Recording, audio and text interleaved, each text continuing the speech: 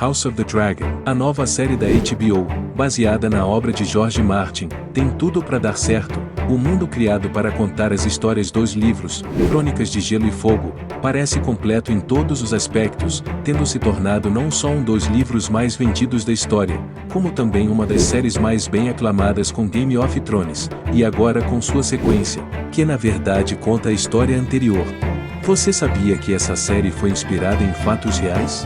É claro que não a parte mágica desse mundo, mas sim a uma guerra que existiu, e as figuras históricas que inspiraram os principais personagens dessa série. Descubra essa e outras curiosidades neste vídeo.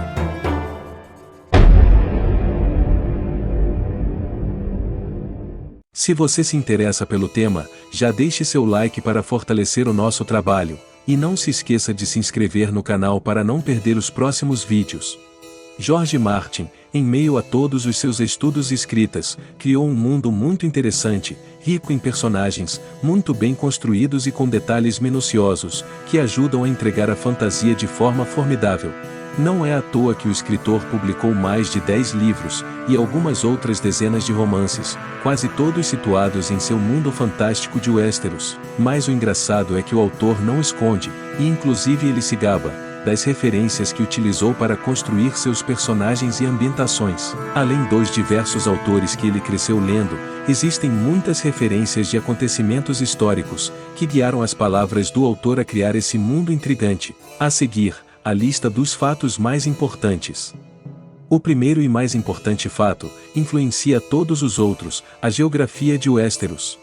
Ela foi baseada em lugares da Europa, o que pode ser visto em diversas características.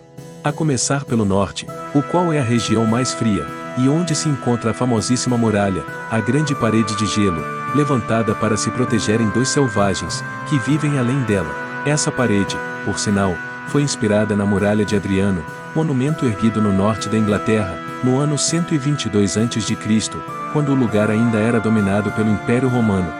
Com extensão de 73 milhas, 227 milhas menor que sua contraparte do mundo fantasioso, ela servia como marco entre as terras não conquistadas ao norte, e ponto de controle para o exército. Bem similar, não acha? Colocando soldados para defender um muro contra os inimigos, é essencialmente a mesma coisa da vigia noturna do mundo de Martin. Já entre o reino, vemos os estados vassalos e as famílias que os dominam, bem como era a Europa feudal. Dessas famílias, podemos destacar o foco principal, o início da famosa série de livros, e a sua consequente adaptação para a série televisiva, a briga entre as famílias Stark e Lannister.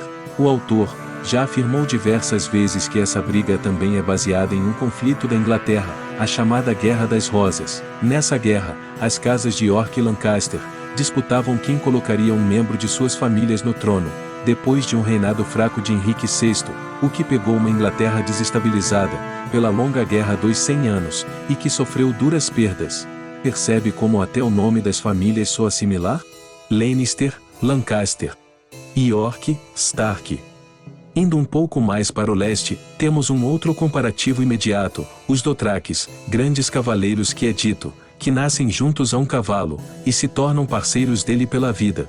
São guerreiros formidáveis, com mais vontade do que táticas, compensando com um número enorme de guerreiros com sede de batalha. O autor admitiu que suas inspirações para esses malucos com sede por combate são os povos asiáticos antigos, mas especialmente os hunos. Seu companheirismo com os cavalos, o jeito com que travavam batalhas, e sua ferocidade são inigualáveis, sendo homenageados na série.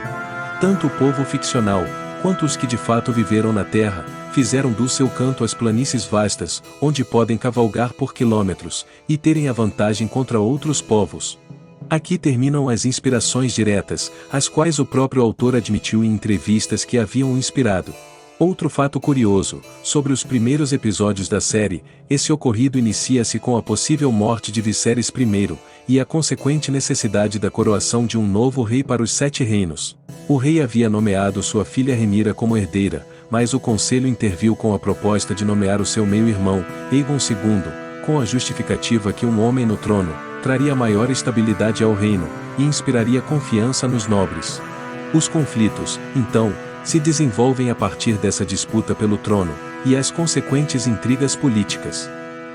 A fonte dessa inspiração que Martin usou foi o episódio da história denominada A Anarquia, uma guerra civil da Inglaterra e Normandia no século XII, que foi marcada pelo caos gerado por todo o território e os infindáveis combates. A estrutura é similar. O rei Henrique I da Inglaterra perdeu seu primogênito em um acidente de navio, o que o forçou a definir sua filha Matilda como herdeira ao trono, para manter a realeza na família. Assim que o sobrinho de Henrique, Estevão, tomou conhecimento disso, preparou um golpe para destronar a rainha e tomar para si a coroa, mergulhando o reinado em uma das disputas mais brutais de sua história, no qual os historiadores da época disseram que Deus e seus santos estavam dormindo. Outras inspirações são mais indiretas, como quando cita suas obras preferidas, e os autores que ele considera como modelos no trabalho.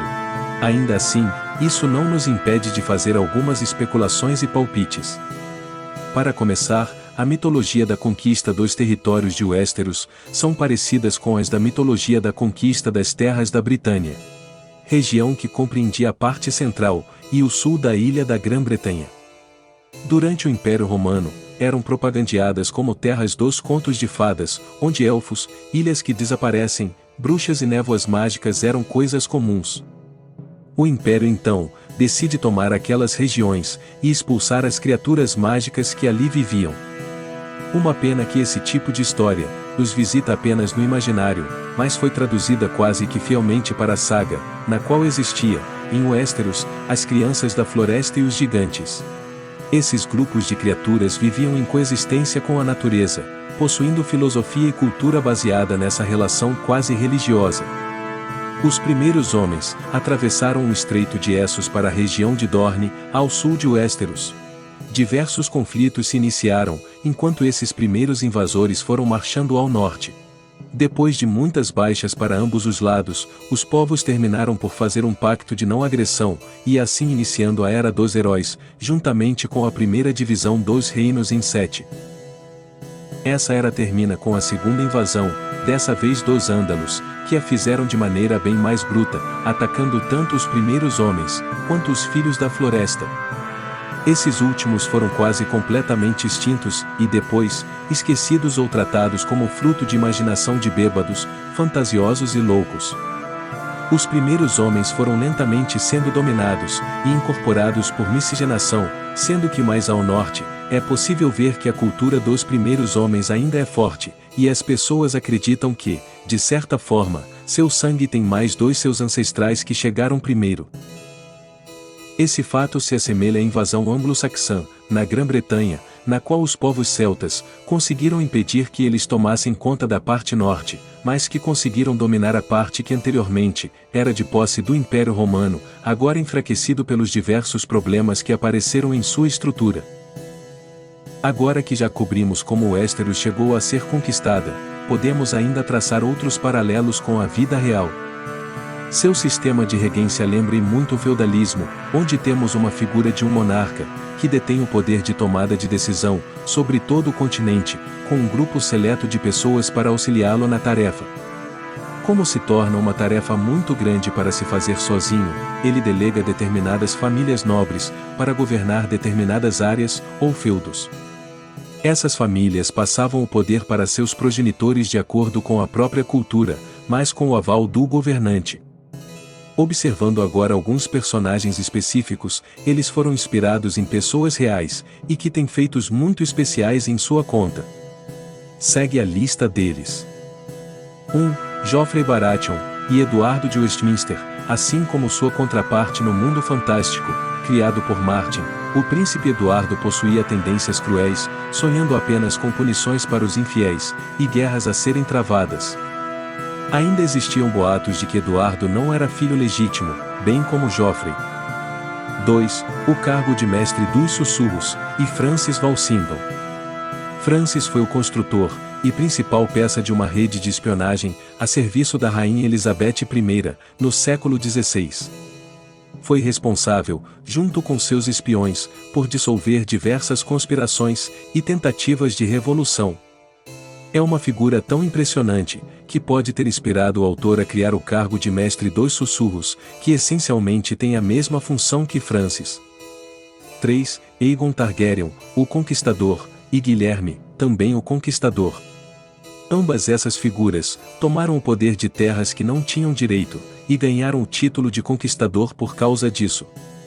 O primeiro invadiu e conquistou os 7 reinos com seus exércitos e os 3 dragões, enquanto o segundo invadiu e tomou a coroa da Grã-Bretanha. 4. O rei louco Aerys Targaryen foi inspirado no rei Carlos IV.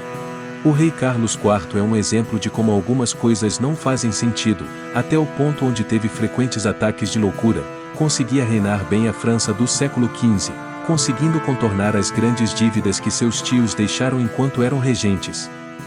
Aerys mostra também essa mesma história, com o início de seu reinado sendo promissor, mas rapidamente caindo em desastre, quando sua loucura e paranoia começa a ofuscar seu julgamento.